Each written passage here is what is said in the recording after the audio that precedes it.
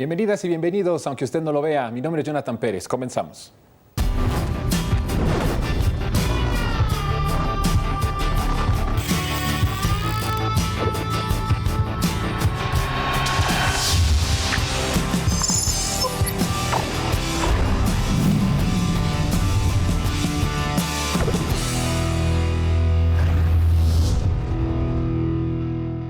Qué bueno que están con nosotros en este espacio de Aunque Usted No Lo Vea, y tenemos en este jueves nuestra mesa de moneros y me da muchísimo gusto saludar por primera vez aquí en este programa Alberto Telles. ¿Cómo estás, Alberto? Hola, Bienvenido. ¿qué tal, Jonathan? Pues un gustazo aquí de visitarlos a todos ustedes en Capital 21. Qué bueno que estás con nosotros. También está Raúl Tena. Raúl, bienvenido, monero. Gracias, también. gracias por la invitación.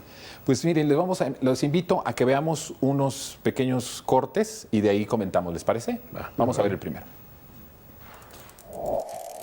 El que nos guste algo, el que estemos de acuerdo, el que simpaticemos, no nos puede comer la cabeza ni la capacidad de criticar casos que tienen que ver con nuestro país. Está el tema de la militarización. Por años, sacar al ejército de las calles y crear una fuerza civil de seguridad pública o fuerzas civiles de seguridad pública era fundamental en todos los proyectos de la izquierda y en el proyecto de Morena. Lo primero que hace este gobierno es crear una Guardia Nacional cuyo personal es mayoritariamente militar y sobre todo que los mandos son militares. Eso no es lo que se había prometido. Pero algunos intelectuales militantes y periodistas militantes se dedicaron a decir que no, que el presidente antes de ser presidente no había estado en contra de sacar, a favor de sacar a los militares de las calles, sino que no lo habíamos entendido. Hasta que hace unas semanas el presidente dijo, sí, cambié de opinión. Estos periodistas orgánicos se dedicaron a decir que no había dicho lo que sí había dicho, que luego dijo que sí había dicho. Ese es un tipo de periodismo militante que no es crítico. Estamos viviendo un momento de quiebre en el caso de Ayotzinapa, un momento de ruptura que es gravísimo, porque el presidente ha tenido que elegir entre la apuesta que ha hecho por los militares como principales garantes de su legado y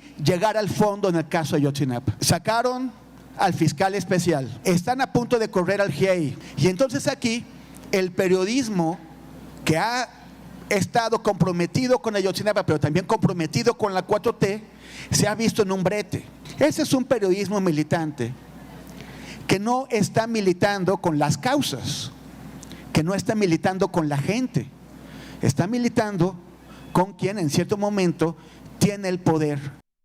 Pues como ves, quiero empezar contigo, Alberto. Es esta parte de seguir con la misma insistencia y narrativa de que el presidente López Obrador es igual que los otros presidentes del antiguo régimen, e incluso pensar y no enfocar de que antes que el presidente fuera presidente vino de un movimiento social que abanderó muchísimas causas, que el tema de Ayotzinapa es un tema que ya tuvo una ruptura. El que dejaran pasar tanto tiempo y que se inventara una versión que al final resultó una mentira histórica, y el que resolverlo es complicado, sobre todo porque ha pasado mucho tiempo. Yo aquí he dicho que en casos de desaparición las primeras 72 horas son fundamentales, y aquí se dejaron pasar muchos años y después se encubrió a los responsables y después se inventó toda una versión. Pero la retórica de este personaje de Temoris, que es un periodista identificado con un periodismo de investigación, de hablar de una forma tan banalizada de lo que está haciendo este gobierno como un esfuerzo para traer justicia, ¿cómo lo puedes tú leer? ¿Cómo lo ves? Pues yo creo que es parte de la misma circunstancia que hemos estado viviendo en torno a Andrés Manuel, incluso antes de la presidencia, ¿no? El hecho de desacreditar los esfuerzos. Ahora, respecto al ejército, considero que no es cosa fácil tampoco, ¿no? Sacarlo de las calles. Habría que tener el contexto amplio, creo yo, de cómo estaba la situación, cómo estaba en México previa a la llegada de Andrés Manuel en cuestión de los militares.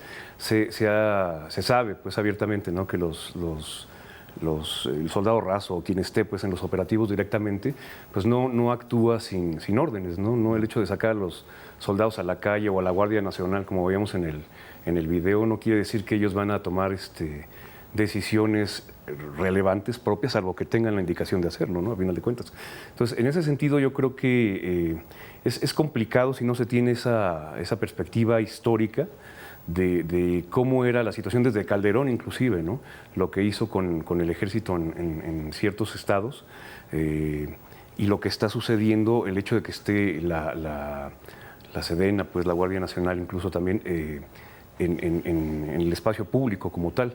Entonces, creo que es como lo mencionas, ¿no? Una forma banal de referir el mismo discurso, no sé si con alguna intención propiamente, independientemente si es simpatizante o no del gobierno de Andrés Manuel, pero creo que no deja claro pues, el punto del hecho de que el gobierno, de que el ejército siga en la vía pública, ¿no? ¿Tú cómo ves, Raúl? De hecho, llama periodistas militantes y a los que defienden al gobierno, a la 4T, los llama periodistas orgánicos. Entonces, bueno, me parece que ahí también es una postura un poco fuera de lugar de él y me sorprende que siendo un periodista de investigación desconozca, como bien lo decía Alberto, el contexto de que no es tan sencillo sacar al ejército. Yo he dicho que lo más fácil es declarar la guerra. Lo complicado es pacificarlo.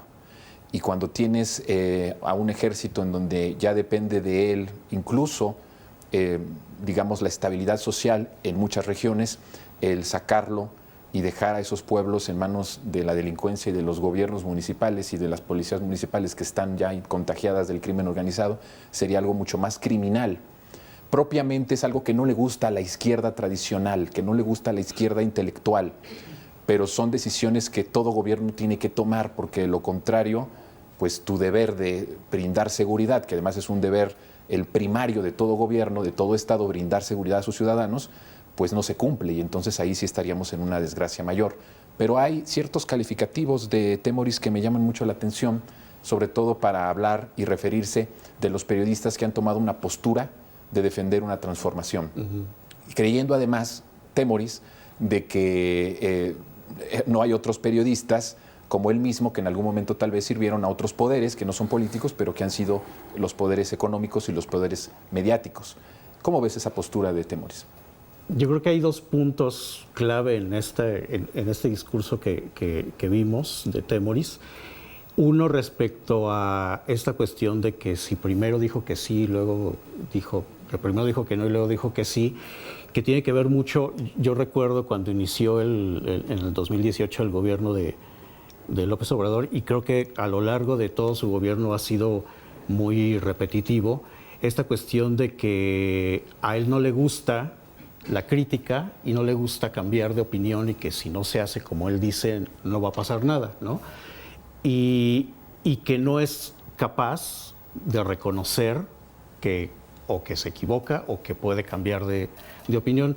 Cuando lo hace, cuando dice, pues cambié de opinión, ¿no? Porque la situación no daba para sacar todo, como dices, sacar al ejército así nomás. Entonces, el discurso es, ¿por qué cambia de opinión? Ahora quiere militarizar, ahora quiere, estamos al borde de la dictadura y todo este rollo, ¿no? Que está ligado con la otra parte en cuanto a periodismo militante. Es un discurso también en el que hay muchos que yo conozco, muchos periodistas, amigos míos, incluso Temoris, que manejan este discurso de mi papel es criticar al poder, no importa de qué filiación sea, ¿no? Cuando digo, es obvio que esta cuestión de mantenerse neutral no existe, ¿no? El redactar una columna, el hacer una caricatura, el dar un punto de vista, siempre va a estar influenciado por tus posturas y valores políticos, ¿no? Entonces, el decir, me voy a mantener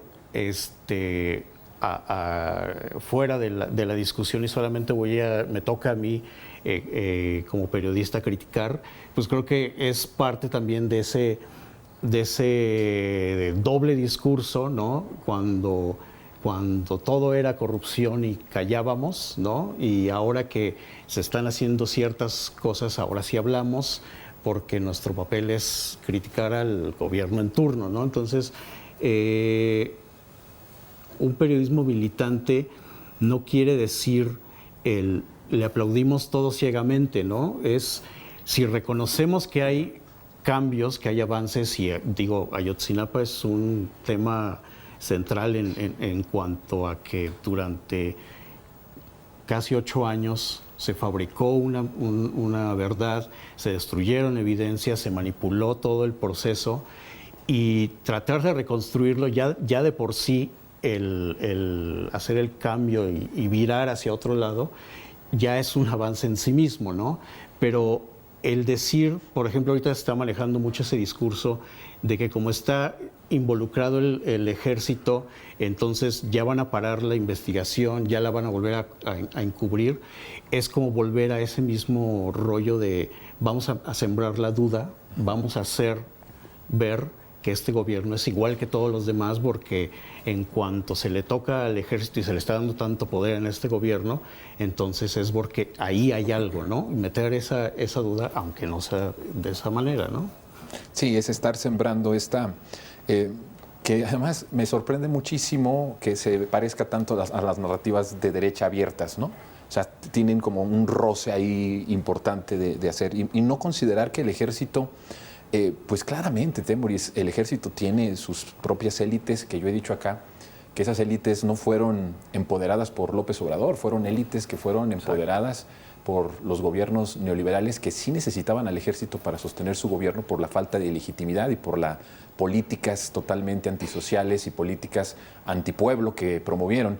Y entonces creo que sí, se vale criticar al gobierno y es importante como periodistas, como moneros, como sociedad, pero no a base de las mismas narrativas de la derecha, de las mismas suposiciones, de decir ya van a correr al GIEI cuando todavía no hay ni siquiera una postura de que esto pueda suceder. Y creo que eso crea incertidumbre y crea ciertamente una duda. No sé y no creo que sea malintencionada, sin embargo, cumple ese propósito de sembrar una duda, de decir es lo mismo el gobierno de Peña Nieto al gobierno de López Obrador, al menos en este caso de Ayotzinapa. Y aparte también, parte del mismo contexto que te decía ahorita, ¿no? 2019, por ejemplo, el Culiacanazo, ya es donde se ve, creo que una disposición o la idea pues, que tiene López Obrador de cómo resolverlo, ¿no? Esa misma noche, pues en dado caso. Me dio mucha gracia cuando iba llegando al aeropuerto, no recuerdo en qué parte, y los periodistas, ¿no? ¿Qué opina de la cuestión de Ovidio? Y pues, ¿cuál cosa de Ovidio, ¿no? Ahí es donde se ve precisamente lo que estabas hablando ahorita, las cúpulas dentro del ejército. No es una cuestión fácil también, ¿no? Pero también al mismo tiempo nos está dando una idea de cómo se mueve eso, ¿no? De qué intereses, e incluso, o principalmente tal vez mercantiles, ¿no? Están moviendo a las cúpulas dentro del ejército al nivel de llegar a lo que sucedió en Culiacán, ¿no? En octubre del 19, con la detención de Ovidio, ¿no? Y lo que comentaba un poquito Raúl ahorita, o sea, si es sí, malo, y si es no, también es malo.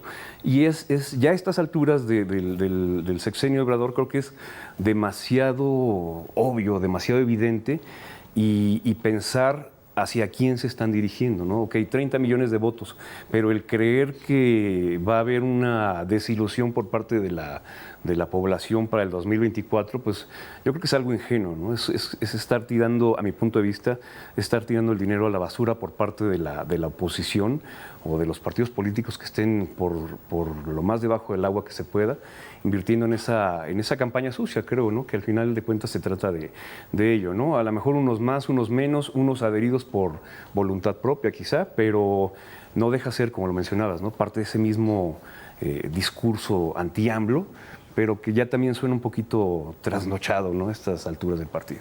Bien, bueno, ahora que introduces a la cuestión electoral, vamos a ver un siguiente corte que tiene que ver con la reforma. La reforma electoral, esa es la que más les surge. Por eso quieren comenzar a discutirla ya. Quieren acelerar su aprobación para que los cambios se puedan aplicar desde la elección presidencial de 2024 y López Obrador pueda controlar esa elección, controlar la sucesión presidencial. La reforma planteada por el presidente, pues lo que hace es que desaparezca el INE y sea sustituido por un Instituto Nacional de Elecciones y Consultas que dependería del gobierno de López Obrador. Lo que quieren es que el gobierno federal tenga el control absoluto de las elecciones en este país. Nosotros lo que queremos es un instituto electoral que no le cueste tanto a los mexicanos, que no tengan sueldos exorbitantes ofensivos para el pueblo de México. Porque en efecto, en el INE se gasta exorbitantemente. Queremos que sea efectivamente ciudadanizado y que no sea un espacio de cuotas para partidos políticos. Tienen en México una institución que funciona bien, que ha dado buenos resultados en los últimos 20 o 30 años. ¿Para qué quieren cambiarlo? Es como regresarle a Bartlett para que se caiga el sistema y hagan lo que tengan que hacer con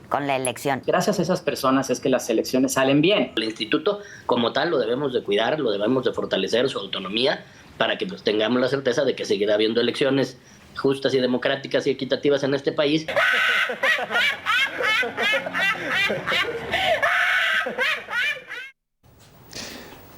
Raúl, es el Instituto Nacional Electoral, antes el Instituto Federal Electoral, verdaderamente lo que dice esta comentocracia y esta oposición que es nuestro garante de la democracia, los que ponen la estabilidad, incluso hay spots en donde dice, o hay opiniones en donde dice que si no fuera por el INE no tendríamos estabilidad social. ¿Estos atributos que se le dan al instituto son legítimos o en realidad estos institutos lo que fue es una manera de que el sistema institucionalizó de alguna forma el fraude electoral? Porque no vamos muy lejos. Incluso en las elecciones pasadas, en las más cercanas que tuvimos, no se vio de dónde entró dinero, no se hizo una supervisión completa de la acción de los partidos políticos. Vimos, por ejemplo, en el 2012 con Peña Nieto, que entró dinero del narco, que entró dinero de empresas privadas y no hubo nadie responsable de eso. Entonces, ¿de qué estamos hablando? ¿Qué es lo que ellos dicen que está por destruir López Obrador? Bueno, lo que está por destruir López Obrador es el aparato de legitimación de un sistema que se basaba justo para evitarse broncas, ¿no? El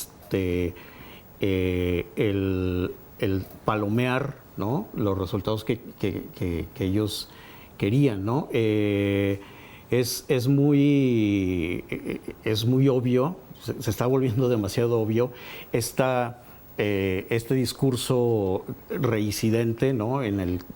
Hace un par de días,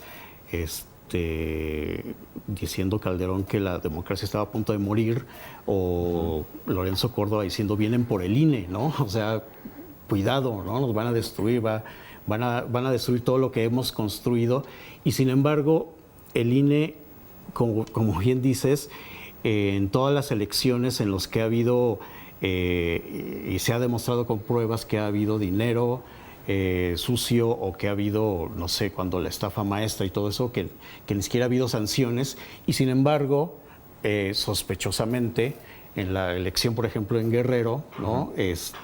Por un rollo de que en redes sociales no informaron de una cantidad ridícula de dinero, le quitan la candidatura a Morena, ¿no? Se la echan para abajo, pensando que ya con eso iban a salvar el Estado, por una cantidad irrisoria comparada con, por ejemplo, la estafa maestra, ¿no?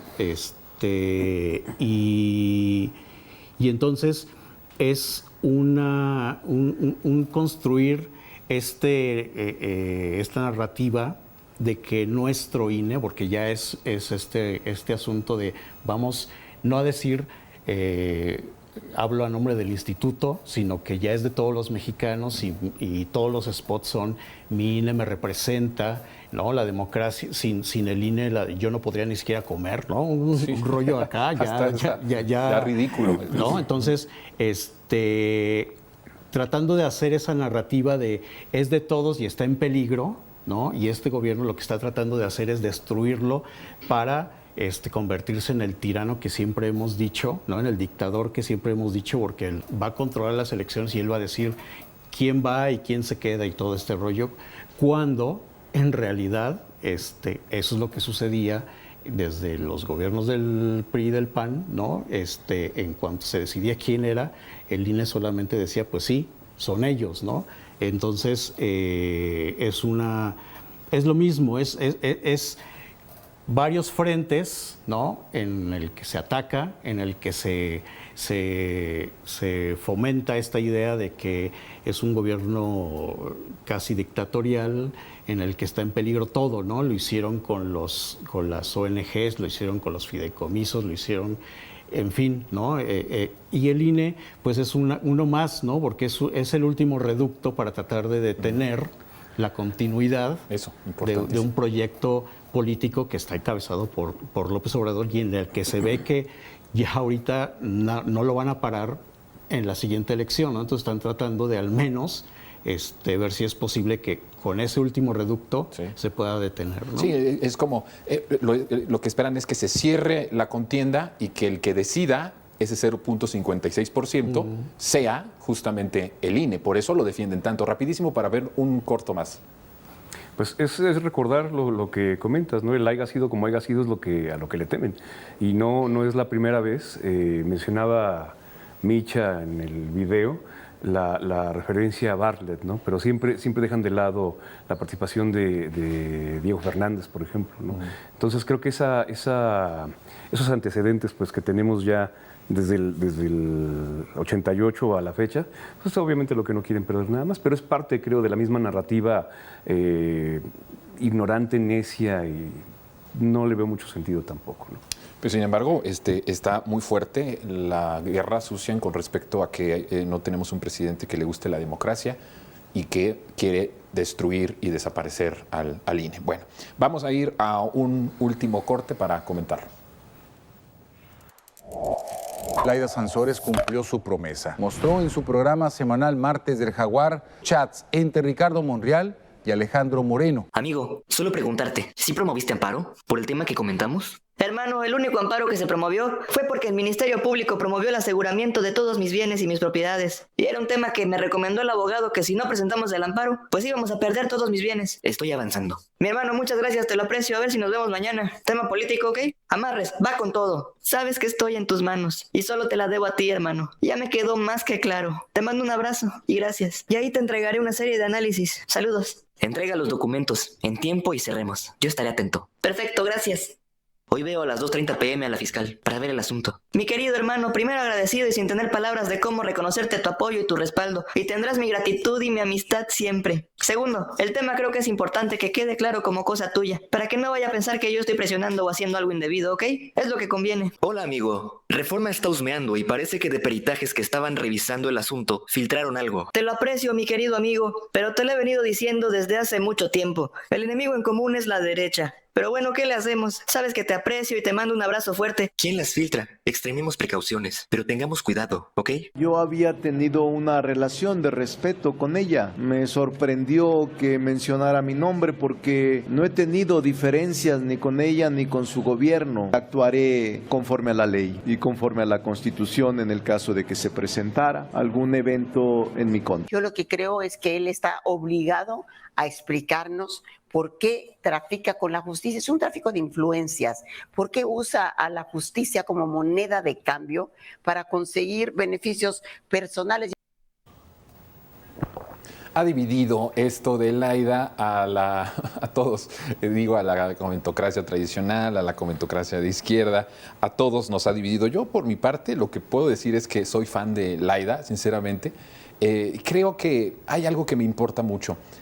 Unidad, dicen muchos, en defensa de que no debió de haber sacado esta comunicación o estos presuntos chats. Bueno, yo creo que la unidad basada en traición, la unidad basada en trampa, la unidad basada en corrupción, pues no es una unidad que queremos los que militamos en una transformación o en un proyecto de nación que tiene que diferenciarse completamente de lo que era antes, y esa política rancia en nombre de la unidad, tenerla en el proyecto, a mí en lo personal me parece que no es viable. pero quiero escuchar rapidísimo porque solamente tenemos 2 minutos y 2 minutos. Empiezo contigo, Alberto. Pues yo creo que honestidad ante todo, como lo estás diciendo, ¿no? Y no es algo nuevo en Ricardo Monreal, no es el Ricardo Monreal que conocemos desde que toma posesión López Obrador, ha ido mutando, se ha ido haciendo más independiente, creo yo, y con ese afán de querer en determinado momento plantearse como posible candidato para el 2024, ¿no? No sé, no creo que lo llegue a lograr, y tampoco es algo nuevo, creo, en Morena, esos visos de posible ruptura en dado caso, ¿no? A veces me preguntan, es un comentario muy particular, pero a veces creo que Morena puede terminar igual que el PRD en unos cuantos años. No sé si para el 30 a lo mejor o a mitad del siguiente sexenio ya empiecen a comerse entre ellos mismos, ¿no? A destruirse. Entonces, pues es desafortunado porque va en contra de todo lo que se ha ido trabajando, ¿no? O sea, entonces volveríamos a lo mismo, sería la pregunta. Y pues ahí está gente como Monreal, que quizá pues de lograr algún puesto importante, pues podrían empezar a meterse personas indeseables nuevamente a puestos de poder, ¿no?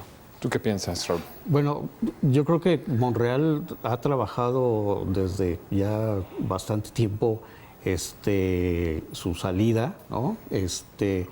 Siempre ha manejado este discurso de no soy el extremo, yo el diálogo, yo me llevo bien con todas las fuerzas políticas, yo soy un ente de equilibrio, ¿no? Sí, de diálogo. De que puedo, si llego a ser el presidente del país, puedo llegar a mantener la estabilidad, ¿no? Porque todos me quieren, yo me llevo bien con todos, ¿no? Entonces, y lo único que está haciendo es eso, ¿no? Justificar que en el momento en que no le toque a él, como ya lo sabe, pues decir, yo se los dije desde hace mucho, en este gobierno hay cerrazón, no hay piso parejo, me trataron muy mal, ¿no? Estas filtraciones son ataques, ¿no?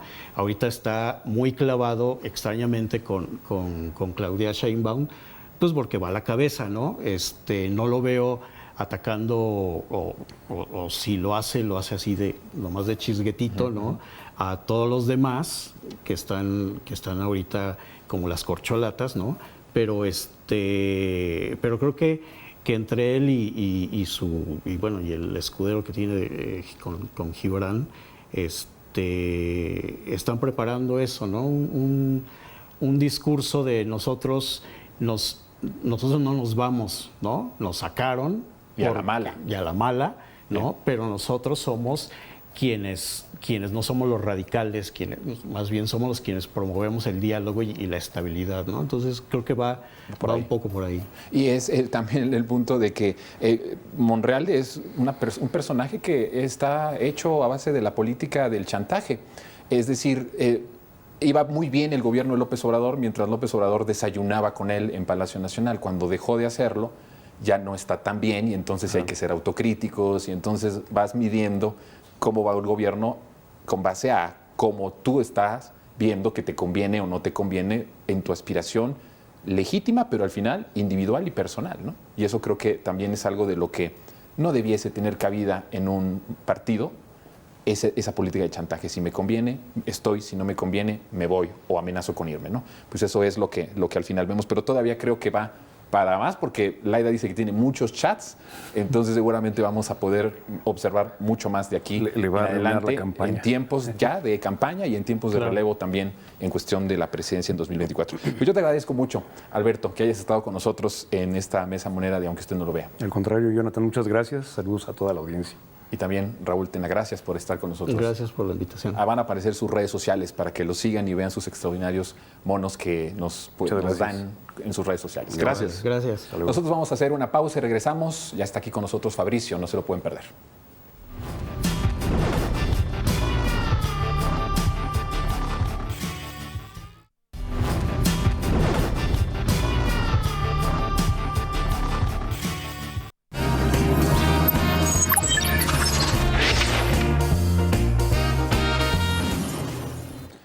Ya está con nosotros Fabricio Mejía y su sección Fabrizando. ¿Cómo estás, Fabricio? Muy bien, ¿y tú, Jonathan? Qué bueno tenerte.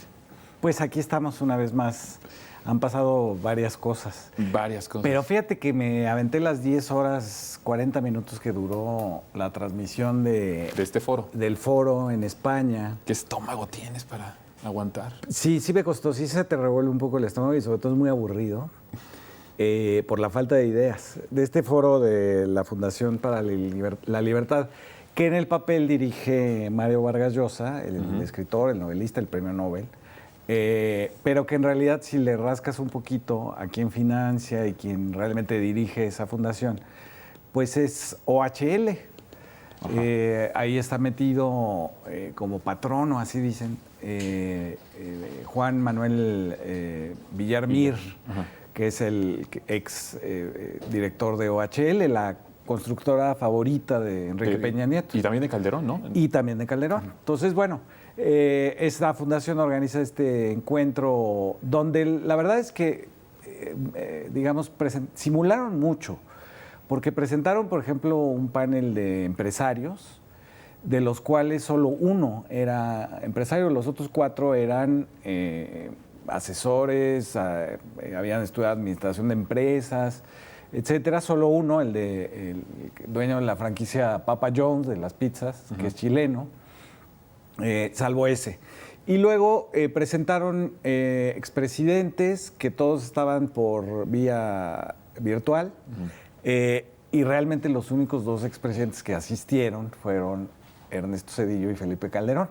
Por cierto que a Felipe Calderón me lo ningunearon un poco porque le confundieron el nombre a la hora de presentarlo y lo presentaron como Vicente Calderón.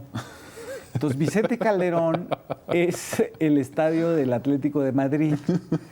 Entonces, José María Aznar, el expresidente de España, el que metió a España en la guerra de Irak, ya en la broma presenta a Felipe Calderón como Santiago Bernabéu, o sea, como el estadio del Barcelona. Entonces, bastante humillado, Calderón solo puede responder algo que nadie entendió en España, que es yo le voy al Morelia. Entonces, así empezó, digamos, la participación de Calderón en este foro de la libertad, que no tuvo realmente mucho. Estas 10 horas, digamos, te las puedo resumir tienen 3 preocupaciones. ¿Cuáles son? A ver. Les preocupa mucho lo digital, porque muchos de ellos dicen que eso provocó, el WhatsApp provocó, el Twitter provocó los levantamientos, las insurgencias en Colombia, en Chile, en Argentina, ¿no? Insurrecciones que acabaron en una elección como la de Petro o en el constituyente de Chile. Entonces les preocupa mucho eso, la tecnología. Me recuerdan a los que decían que con la televisión nos íbamos a volver locos, ¿no? Etcétera. Luego, lo otro que les preocupa es la historia, cómo la ha tomado. Ahí se fueron contra López Obrador durísimo, porque cómo es posible que dijo la alcaldesa de Madrid, que sea un separatista, le llamó a Andrés Manuel López Obrador, porque según ellos seguimos siendo parte del imperio monárquico español, y entonces esto es un separatismo igual que el vasco, igual que el catalán en España. Y entonces me sorprendió mucho el término.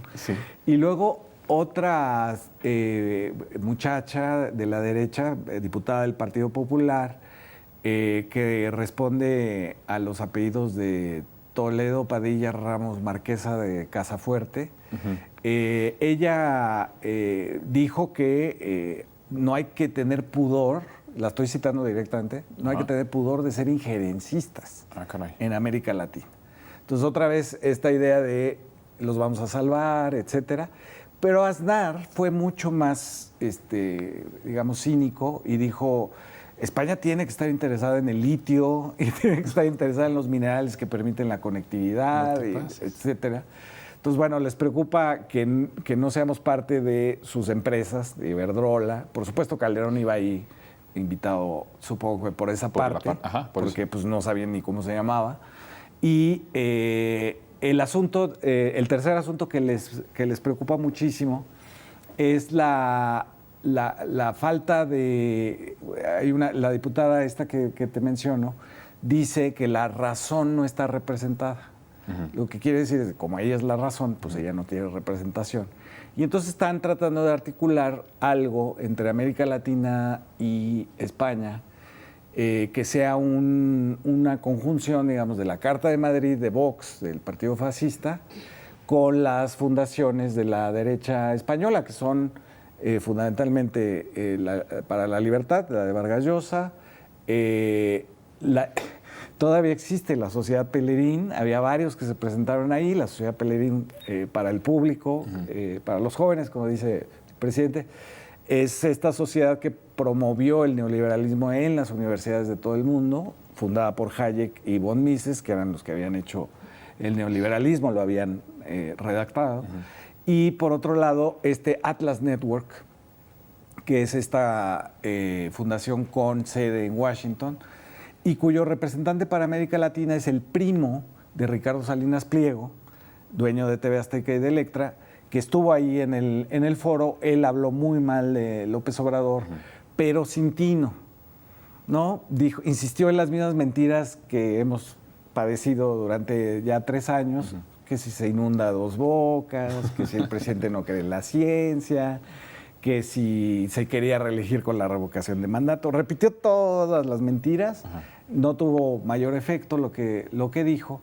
Y lo que aquí impactó, y en la mañanera impactó también, fue el cinismo absoluto de Ernesto Zedillo, de estar diciendo que va a haber otra década perdida en América Latina porque no va a haber crecimiento, cuando no toma en cuenta que el FOBAPROA, que él inventó esta conversión de la deuda pública, de la deuda privada en deuda pública de todos, es un lastre para México, para su crecimiento, para su desarrollo y para todo. Debemos como 140,000 pesos cada mexicano de los intereses.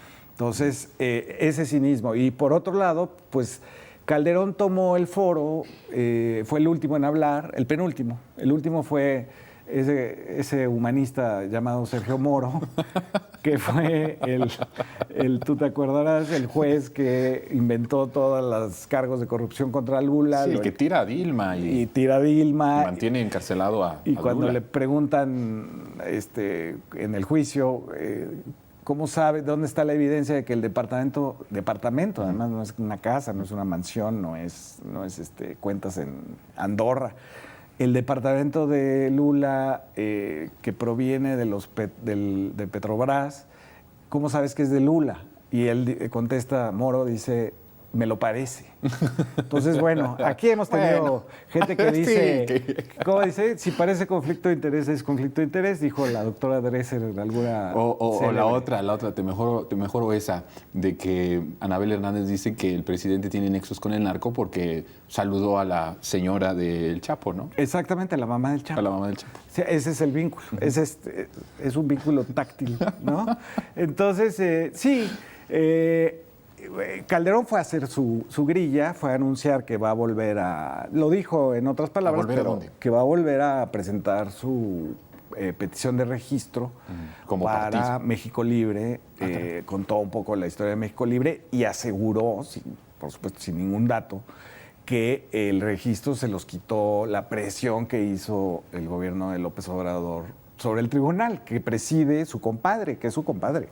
Pues que mal compadre, ¿no? Ese no es un buen compadre. Pues no tuvo los votos el compadre, ¿no? Entonces no tuvieron el registro y pues anuncia que él sigue, ¿no? Hay un momento en que, de hecho, Zedillo le dice a Calderón, qué bueno que ya no estamos en la política. Y Calderón dice, no, yo sí, ¿no? O sea, descaradamente dice, estoy actuando en política, sigo haciendo... Y entonces Zedillo también muy cínicamente dice, no, yo no. Que también sí hace política, que era lo que estaba haciendo en el Foro de Madrid, política. Claro, ¿no? Claro. Oye, pero estos datos que nos diste son súper interesantes porque los que no vimos... No lo vean. Las 10 horas. No, ya lo resumiste perfecto y está genial. Nos ahorraste eso. Pero, ¿cómo viste la reacción de la comentocracia, de la derecha, de los opositores ante ver ahí a Zedillo y a Calderón y cómo los exaltaron y cómo estaban como muy echados para adelante por este foro? ¿Cómo viste eso? Sí, hay una cosa que el dirigente de Podemos en España, Monedero, llama las mentalidades reseteadas. ¿no? Y a lo que se refiere es a estos personajes, ¿no? O sea, Zedillo se puede presentar después del Fobaproa y el desastre que dejó en el país, después de las masacres de Acteal, de Aguas Blancas, etcétera. Se puede presentar en un foro y decir, va a haber otra década perdida por culpa de los gobiernos populistas de América Latina. Porque, o sea, es como si acabara de nacer, no tuviera pasado, no hubiera un contexto, no hubiera un reproche de la población mexicana a lo que hizo.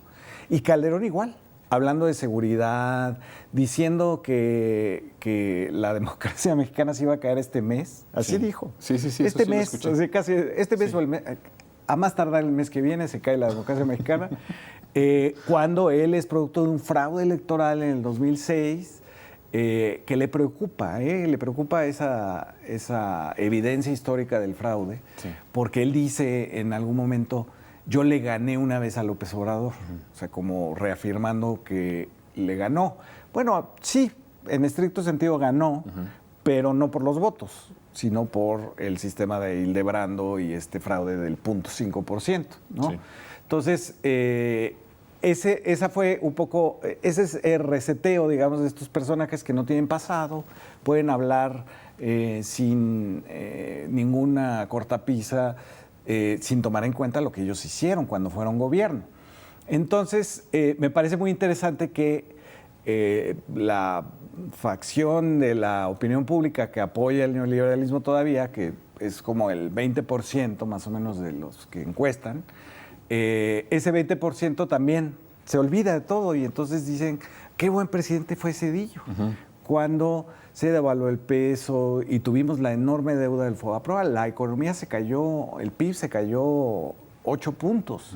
O sea, fue como esa crisis del 95 que acabó dando lugar al Fobaproa en 98, con un acuerdo entre el PRI y el PAN. Hay que recordar que en ese momento Zedillo tiene que negociar con Calderón, que es dirigente del PAN. Entonces, es un acuerdo para endilearnos una deuda privada donde, si tú lees el libro Expediente Abierto de López Obrador sobre el Fobaproa, no solamente estábamos pagando el rescate bancario y de las empresas, sino que metieron cosas de ellos, privadas, y las estamos pagando sus autopréstamos igual. Y todo esto. Los autopréstamos, las compañías que habían fracasado, ahí las metieron, los bancos, por ejemplo, ¿no? El Banco de Lankenau, los bancos en Tabasco, etcétera, todo eso lo metieron y todo eso es lo que estamos pagando. Entonces, de repente, para una fracción de la opinión pública, ellos no tienen pasado y no son responsables de lo que hicieron en su sexenio. De hecho, es incluso cínico que Zedillo diga que López Obrador se la pasa echándole la culpa al pasado. Eso sí vi que estaba diciendo, ¿por qué nos están echando siempre la culpa a nosotros? Y hace una cosa muy rara, porque dice, le echa la culpa a los otros, dice. Y los otros podemos ser el pasado, los extranjeros, cosa que Andrés Manuel jamás ha dicho nada sobre los extranjeros, y hasta gente de este lado del océano. O sea, el conflicto con España, que es un conflicto ¿no? Le llamó la diputada del Partido Popular a Andrés Manuel López Obrador, el populismo que tira estatuas, ¿no? Se refiere a Colón, en la Ciudad de México. Sí. Pero bueno, en realidad generaron ¿no? esta opinión, digamos, favorable a los sexenios de Zedillo y de Calderón. También una idea de un país que no existió. Y ahí voy a otro punto que sucedió estas semanas, que es esta idea de que la economía mexicana va mal, ¿no? Sí. Que han tratado de promover, ¿no? Decían que Andrés Manuel endeudado al país, no es cierto. Sí. No hay deuda. Decía, muy a propósito de lo que decía Calderón, que el siguiente mes se acababa la democracia. Y lo que sacaron los medios de que la moneda iba a haber una devaluación que podía ser este año, en el 2023 o en el 2024, ¿no? Sí, bueno, ya puede llover. 10 años. Puede llover en diciembre, en febrero o en agosto. Exacto. ¿No? Y sacado de contexto de un informe me parece que de Moody's, ¿no? En donde además no se lee que se puede pasar esa devaluación si se cumplieran 3 maldiciones, por decirlo así, de la economía mexicana. Y si revisas las 3, en ninguna estamos en este momento, no. No estamos viviendo eso. No, y en realidad al contrario. Es decir, la comparación pertinente, digamos, es entre México y Gran Bretaña. Gran Bretaña, la primera ministra tiene que renunciar, es la que ha durado menos en el cargo, porque lo que propone como plan económico para rescatar al Reino Unido es lo mismo de siempre, la receta neoliberal, y es recortarle los impuestos a los ricos, una vez más, y entonces va a una reunión con el Fondo Monetario y el Fondo Monetario le dice, ¿y de dónde vas a sacar? ¿Vas a aumentar los impuestos entonces? ¿No? Porque si le vas a condonar impuestos a los ricos, le vas a tener que aumentar los impuestos a la clase media y a los trabajadores. Claro. Y entonces ahí pues no le aprueban el plan los propios del Fondo Monetario Internacional y tiene que renunciar. Y tienes por otro lado el modelo mexicano. El modelo mexicano es cuando viene la pandemia, adelantan los recursos de las becas, de las pensiones, etcétera. Todo eso lo meten ahí, cobran más impuestos a los ricos para poder hacer la compra de las vacunas y empieza una recuperación económica desde el campo, desde abajo y desde el consumo. Entonces, lo que querían los empresarios en México, estos que extrañan a Calderón y a Zedillo, era que México se endeudara para prestarles a ellos y que ellos, porque ellos son los dueños de la creación de empleos en el país, cuando no es así, son las pequeñas y medianas, nos salpicara, ¿no? Entonces, Andrés Manuel lo que hizo, y el secretario de Hacienda lo que hicieron fue invertir la ecuación y después financiar con el ingreso por el petróleo, financiar o subsidiar la gasolina, que es un componente fundamental de la inflación en todos los países. Sin duda. Entonces, ya nada más tenemos el asunto de la producción de comida, que pues ya hay un acuerdo ahí con Walmart y con las grandes tiendas para que no suba de 1,000 pesos la canasta básica. Y entonces han controlado no solamente a la inflación, que ya va para abajo, sino que tienes un país que está creciendo sin deuda. Y más de lo que ellos esperaban. De lo que esperaba el INEGI, el INEGI, de lo que esperaba el propio Banco de México y de lo que avisora y adelantaban los analistas económicos, porque entonces empezaron a decir, Fabricio, que nuestra economía era muy endeble y que estaba dependiendo de las exportaciones. Esa era como la hipótesis. Pero en el mes de agosto se dieron cuenta que no, que justamente lo que está fortaleciendo es el consumo. Exacto. Y la cuestión interna. Exacto. Y que provocan mucho todos los apoyos sociales que inyecta el gobierno de López Obrador directamente a las personas, a los adultos mayores y a los jóvenes. Tú imagínate que son 30 millones de familias que reciben al menos un apoyo, algunas reciben 2 o 3. Sí. Y eso, por supuesto, es tener dinero para comprar comida, para transporte, para rentas, para útiles escolares, etcétera, y eso genera mercado interno, que era lo que los neoliberales en algún momento pues despreciaron, ¿no? Sí. Decían, ¿te acuerdas? Si no producimos maíz, no importa, porque lo podemos comprar afuera barato, ¿no? Sí. Y lo mismo con la gasolina, ¿no? ¿Para qué? Si la podemos, aunque tengamos petróleo, compramos la gasolina afuera. Bueno, Jorge G. Castañeda, Ricardo Anaya han dicho, ¿no? En varias ocasiones han dicho lo del petróleo ya se acabó, ¿no? Sí, es un tema que no habría ni siquiera que considerar porque todos vamos a manejar coches eléctricos o voladores o algo así, ¿no? ¿El próximo mes o cuándo? El próximo mes o más tarde, el que sigue. Me acuerdo muy bien de los debates presidenciales cuando entre Ricardo Anaya, López Obrador y el personaje del PRI. ¿Cómo se llamaba? Mid, creo. Meade. Que Ricardo Anaya aseguraba que el teléfono celular era un desarrollador de bienestar en sí mismo, ¿no? Entonces, su ejemplo era que un campesino con un celular podía ver el precio internacional del frijol y poder vender el suyo en, no sé, en la siguiente cabecera municipal, a ese precio, claro. tiene celular, tiene conectividad y claro, llega a Cholula, pongamos un ejemplo, y dice, en Londres se está vendiendo el frijol en 2 centavos de dólar, págame 2 centavos de dólar. Esa era su idea de la modernidad, que es completamente absurda, ¿no? Oye, entonces, ¿qué ves esto? Había en un programa que se llama La Hora de Opinar, donde por cierto está Castañeda, en donde estaban muy preocupados. Todavía existe. Existe el programa y existe todavía, existe Jorge. No, no es cierto. Saludos a Castañeda. Oye, y él decía que estaba muy preocupado, porque estaba Héctor Aguilar Camín, estaba Leo Zuckerman, y dicen, estaba muy preocupado porque ya no va a quedar país. Decían literal, ya no va a quedar país para 2024, para 2030. Si no paramos, si la oposición no se pone de acuerdo, ya no vamos a tener país. ¿Cómo ves esta locura?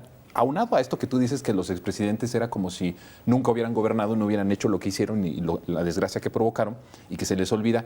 Y a esta comentocracia decir que si sigue el país en manos de la Cuarta Transformación, ya no vamos a tener país para después de 2024. Sí, no, es esta cosa, y hay que decírselo a los televidentes, o sea, siempre la derecha va a usar el miedo para decirnos qué debemos de hacer. Y el miedo ha sido ese, el miedo es lo que va a suceder, ¿no? Entonces era la devaluación inminente, ¿no? Hasta ha salido ahí el presidente diciendo que Chumel Torres dijo, compren dólares, ¿no? En varias ocasiones. En varias ocasiones. Bueno, que se iba a devaluar el peso, que se iban a salir los capitales, que nadie nos iba a querer en el mundo, ¿no? Porque nos presidía alguien que había nacido en Macuspana. Y entonces tienes una moneda, es una de las 2 monedas que se ha revaluado frente al dólar en esta crisis, el peso mexicano. Tienes, por otra parte, un país que ha construido un aeropuerto internacional, caminos, clínicas, bancos del bienestar, cuarteles de la Guardia Nacional. Refinería de 2 Bocas, y está terminando el Tren Maya y el interoceánico sin deuda. Y solo de ahorros de la austeridad republicana y de cobrarle impuestos a los que se los condonaron desde el 2006. Y por otra parte tienes una recuperación bastante fuerte de la economía, del empleo en el seguro, los datos del Seguro Social, y en la capacidad de consumo del que no se ha visto tan afectada por la inflación en el caso de México. Y entonces, ¿dónde está el miedo? Pues, o sea, ¿de qué se podrían agarrar para generar miedo? Y entonces dicen cosas como muy abstractas, ¿no? Como no vamos a tener país. Seguimos teniendo el país que teníamos antes. Lo que pasa es que el país al que ellos se referían antes de 2018, era esto que llamaban, es que estuvo todo México, y todo México era un cóctel que cabía en un hotel de Polanco. Ahora todo México es todo México, son los campesinos. Hasta el sur. Hasta el sur existe, ¿no? El sur-sureste. Exactamente, el sur-sureste existe. Existe Nuevo León, no es solamente de los ricos de Monterrey, existen los trabajadores de Nuevo León. No hay estados narcotraficantes, como decía la derecha, ¿no? Siguen diciendo, ¿no? De Sinaloa, de Durango, de Chihuahua, sino que también necesitan infraestructura, necesitan apoyos precisamente para detener la violencia, necesitan los programas de cultura del gobierno federal para detener la violencia, ¿no? Entonces, bueno, el país se ha ampliado muchísimo, nos incluye a todos, y el país que se les acaba es el de ellos, ¿no? El pequeño país que tenían, pues a lo mejor ese sí ya se acabó, que tampoco creo, porque ¿en qué momento les han quitado realmente algo, no? Sí. No les han quitado nada, les han cobrado los impuestos que lo que tenían que pagar desde hace mucho, y no les han quitado básicamente nada más que influencia, reconocimiento, quizás. Quizás por eso están enojados Castañeda y Zuckerman, ¿no? Porque además No, y además ellos ni son empresarios, ¿no? O sea, dijeras tú, ellos tienen un montón de dinero y están padeciendo lo que supuestamente López Obrador está haciendo, pero ni son empresarios y están preocupados como si fueran verdaderamente empresarios, ¿no? Sí, y además los empresarios, la enorme ¿Cómo mayoría... los ves? ¿Han reaccionado bien La a enorme la nueva mayoría, ecuación? Sí, la enorme mayoría de los empresarios están en los términos, en las coordenadas que les fijó la 4T, que es efectivamente pagar impuestos, no sacar el dinero del país a paraísos fiscales y comprometerse a la creación de empleos, comprometerse, por ejemplo, a esto de la inflación, a no subir esa canasta básica de 1,000 pesos. Los tortilleros también a no subir, ahí siguen negociando, ellos dicen que no tienen por qué, pero bueno, finalmente la harina de maíz es un monopolio en México y pues yo creo que si no quieren responsabilizarse junto con el país del precio de la tortilla, pues tendríamos que buscar la manera de que no fuera uno solo o dos, sino 10, 15 distribuidores de harina de maíz, ¿no? Claro. Sí, que se abriera más para que el precio se fuera más competitivo, no tuviéramos Sí, eso. pero los empresarios en general no están representados, digamos, por Claudio X O por González, Gustavo de o Hoyos. por Gustavo de Hoyos, que sí es empresario. Claudio creo que es filántropo de ¿Quién socialdemócrata. sabe qué será, Claudio? Socialdemócrata. Socialdemócrata, dijo, en algún momento.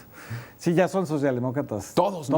Todos. Todos. Sí. Hasta los de la ultraderecha y el Yunque ya también son socialdemócratas. Sí. Qué miedo. Sí, fíjate que en España, ahora que estaba viendo lo del encuentro los de la derecha española, la ultraderecha, a la socialdemocracia le llaman izquierda vegetariana, así despectivamente.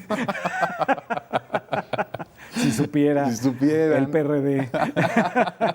El tiempo ya se nos terminó, Fabricio. Pues así es esto. Así es esto y la televisión, pues tú sabes que es muy estricta, así que pues el tiempo ya se acabó. Yo te agradezco muchísimo que hayas estado. A ti, mi querido Jonathan. Nos vemos pronto, ¿no? Nos vemos en un mes. En un mes. Por acá. Va, me parece muy bien. El tiempo ya se acabó. Esto fue, aunque usted no lo vea, mi nombre es Jonathan Pérez. Nosotros nos vemos hasta el lunes a las 10 de la noche, aquí en Capital 21. Que esté muy bien.